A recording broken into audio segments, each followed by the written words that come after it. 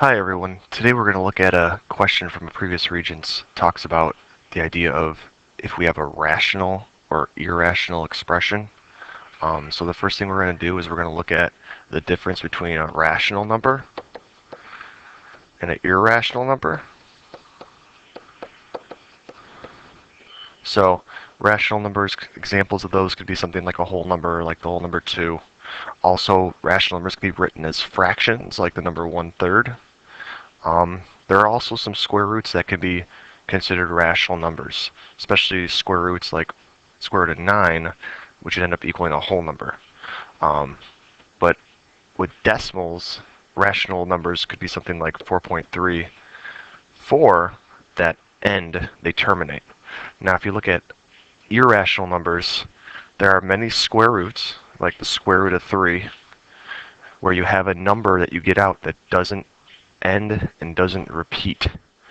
So one example, like square root of 3, pi is a popular irrational number, just to name a couple. Now, this question talks about Jacob. He's saying that the expression is rational, so we have to figure out, is Jacob correct? And then we have to have some sort of explanation for this. So the first thing we want to do is you want to pull out your calculator, and we want to type in the expression into the calculator. So we have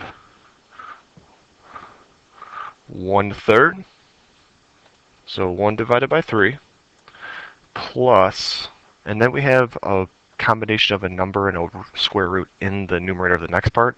So we're going to use some parentheses to enclose those two. Get out from that square root.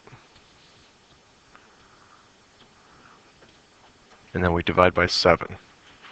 So I'm going to hit enter, see what I get. Now I get a decimal. And sometimes decimals can be rational and sometimes it can be irrational. But the real trick is with a rational number, it should end or repeat.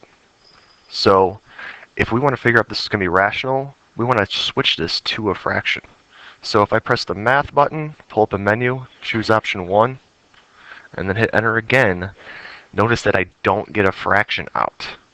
So because the calculator can't write this as a fraction, this means that we have an irrational expression.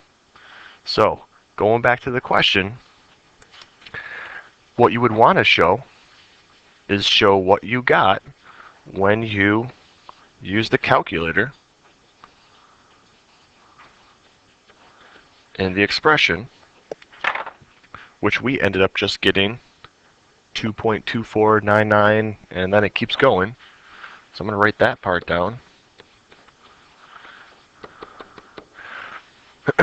So we need to answer the question still, is Jacob correct? Well, like we just discussed, no, he's not correct, and we need a reasoning for it.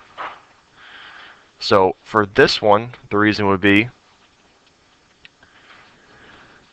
Jacob's answer is irrational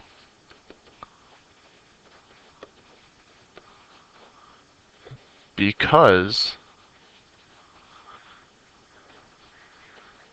the answer does not repeat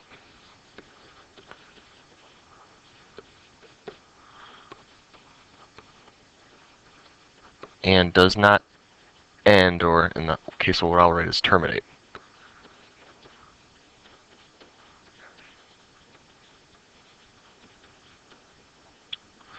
So that's the big idea with rational versus irrational. You want to make sure you get an answer out and then see if that answer can be written as a fraction. If it can be written as a fraction, or you get a whole number out, then you have a rational number.